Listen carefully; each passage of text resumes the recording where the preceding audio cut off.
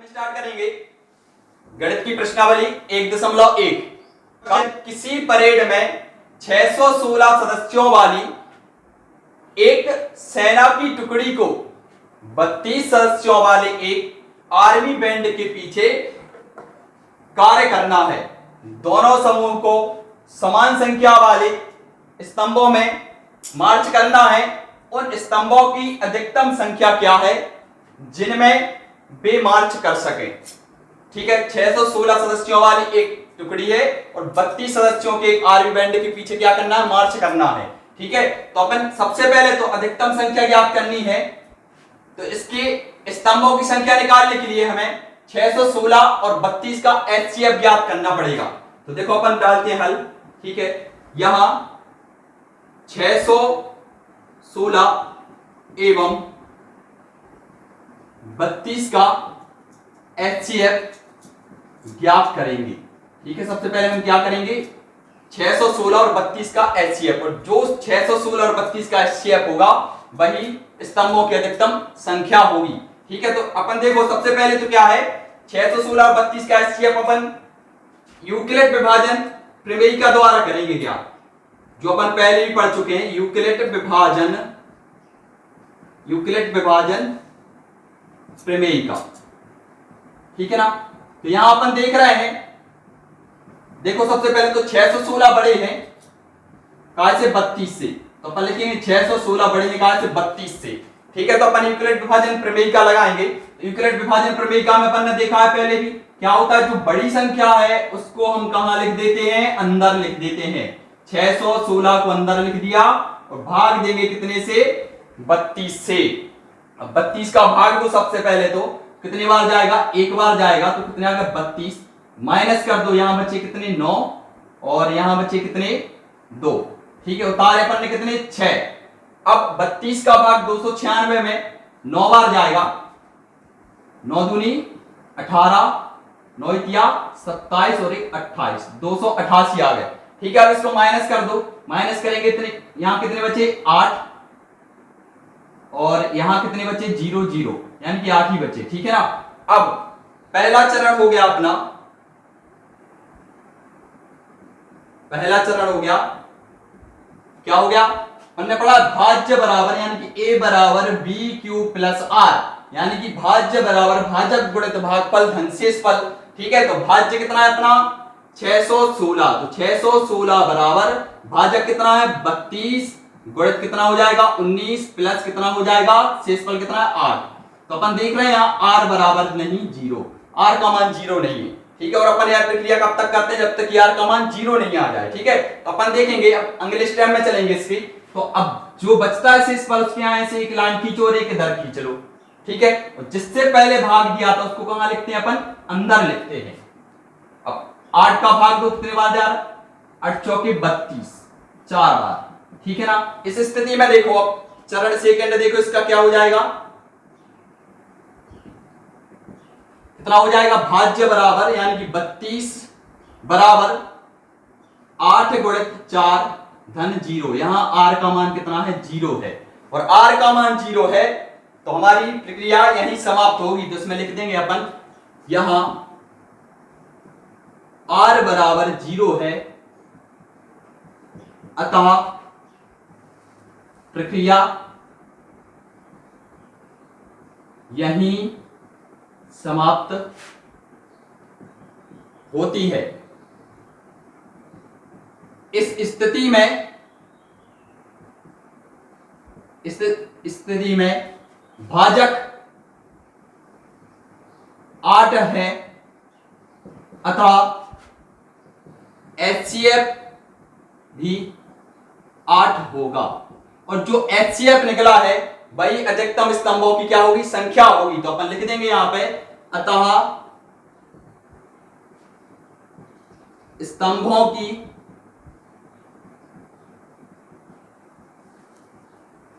अधिकतम संख्या 8 होगी, और यही क्या हो गया हमारा आंसर।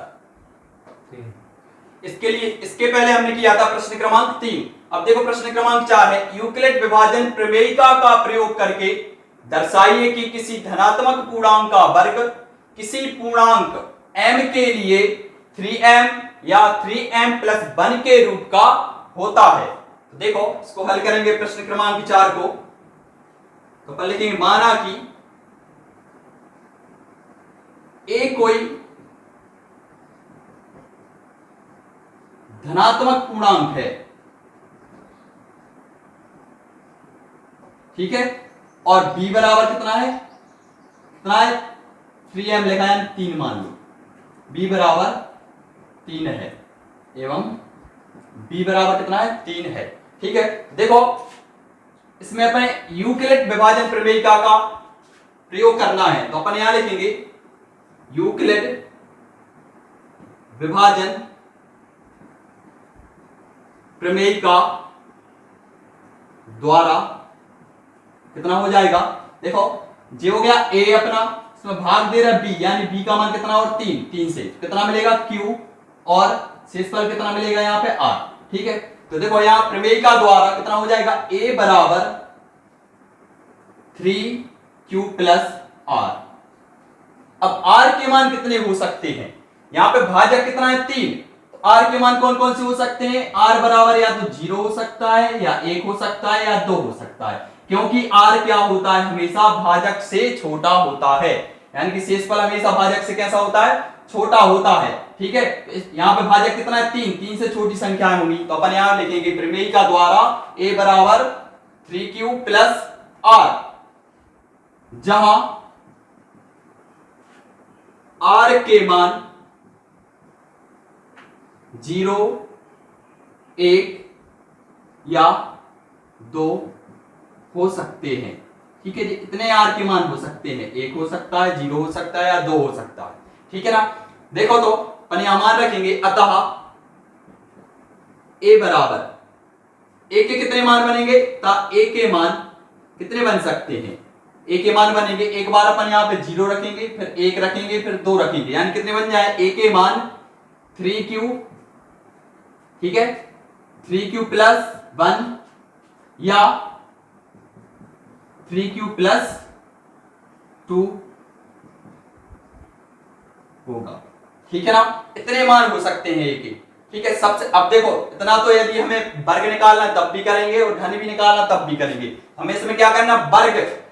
फिर से देखो क्वेश्चन, यूक्लिड विभाजन प्रमेयिका का प्रयोग करके दर्शाइए किसी धनात्मक पूर्णांक का वर्ग, क्या निकालना है, वर्ग निकालना है, वर्ग किसी पूर्णांक m के लिए, m के लिए सिद्ध करना है कि 3m या 3m प्लस 1 के रूप का होता है, हमेशा 3m या 3m प्लस 1 के रूप का होगा यदि हम किसी भी पूर्णांक का वर्ग करेंगे तो। देखो तो अब सबसे पहले वर्ग करें अपन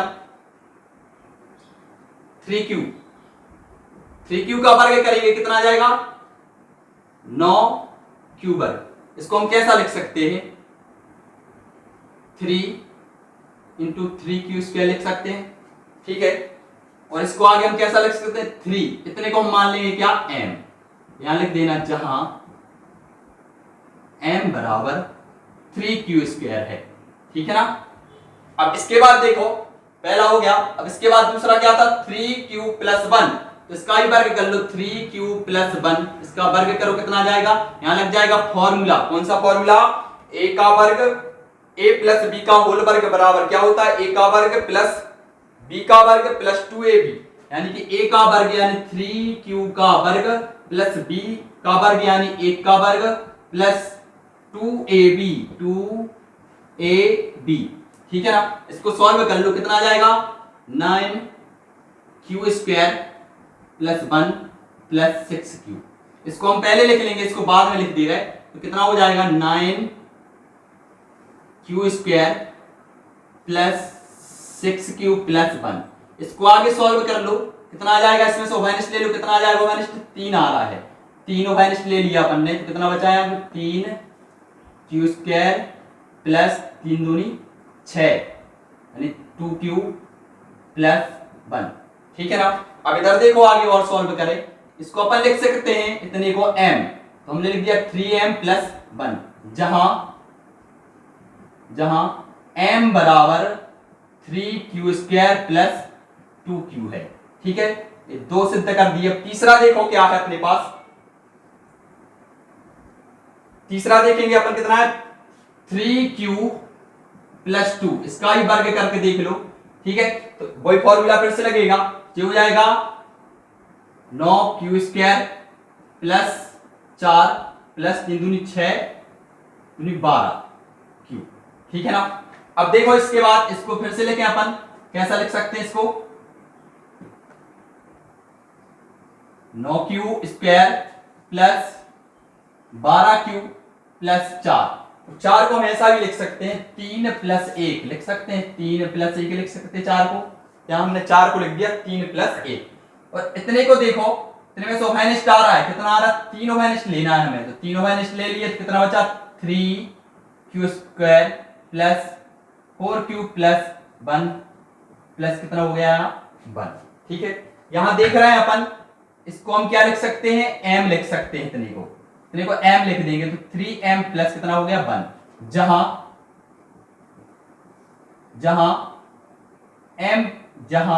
m बराबर कितना है 3q² + 4q + 1। ठीक है ना। तो अतः लास्ट में लिख देना, अतः किसी धनात्मक पूर्णांक का वर्ग, अतः किसी धनात्मक पूर्णांक का वर्ग। देखो कितना मिला था हमें, एक तो देखो यहां पे देखो 3m + 1 3m + 1, यानी दो ही प्रकार से मिल रहा है, एक तो 3m और एक 3m + 1 के प्रकार का मिल रहा है। तो हम लिख सकते हैं अतः किसी धनात्मक पूर्णांक का वर्ग 3m या 3m + 1 के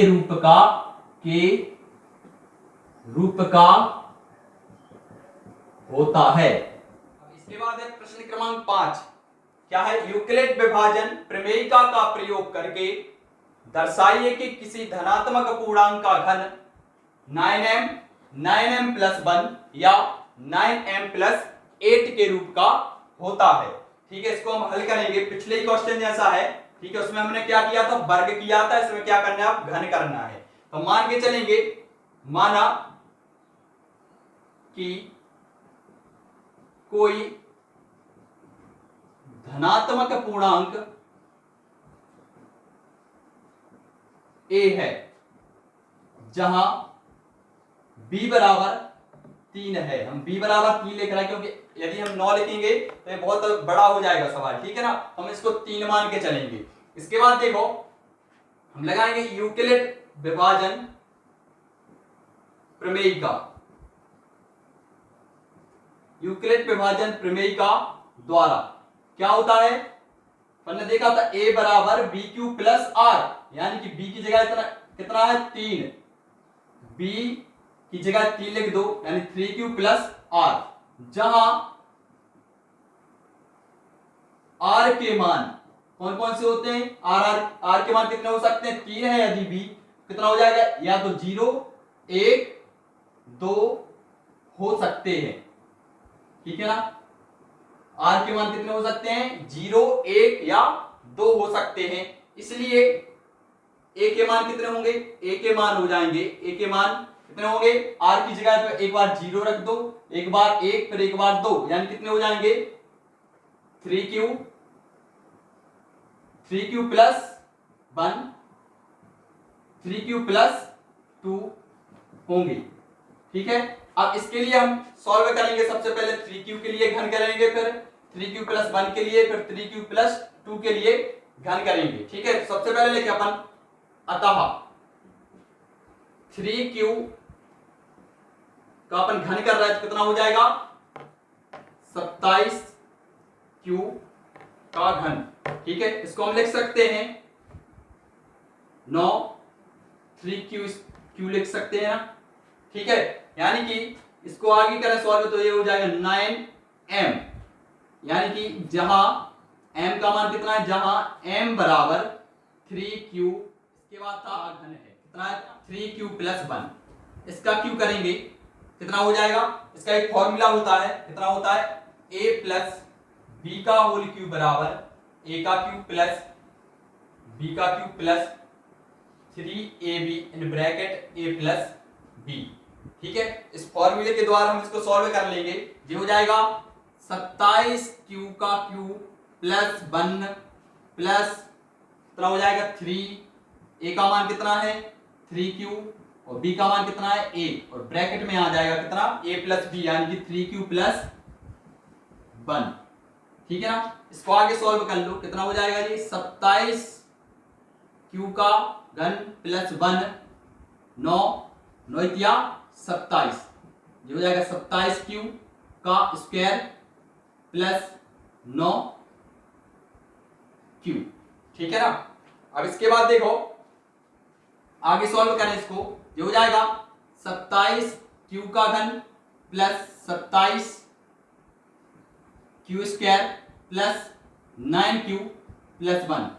इसको आगे लिख लिया हमने, इसको पीछे लिख दिया। ठीक है, इनमें से 9 माइनस आ रहा तो 9 माइनस ले लो, तो ये बन गए 3q का घन प्लस 3q का स्क्वायर प्लस q, और ये प्लस 1 बाहर जाओगा। तो ठीक है, इतने में से हम 9 माइनस लिया है, इतने में से। ठीक है, अब इसके बाद इसको हम लिख सकते हैं 9, इतने को मान लो क्या m प्लस कितना हो गया 1, यानी जहां m बराबर कितना है, m बराबर है 3q का q plus 3q square plus q।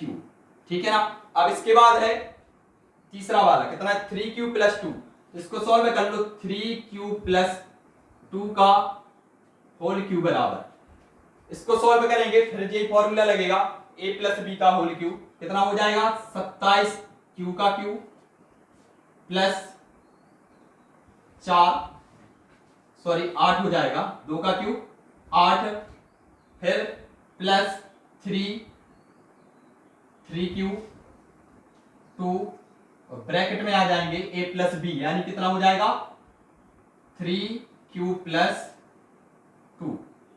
ठीक है ना, इसको अब आगे सॉल्व करो, ये हो जाएगा 27 q का घन प्लस 8, 9 9 दूनी 18, कितना हो गया 18q प्लस 3q प्लस कितना हो गया 2। ठीक है ना, इसको आगे और सॉल्व कर लो, जो हो जाएगा 27 q का घन प्लस कितना हो गया 18 3 54 q स्क्वायर प्लस 36q।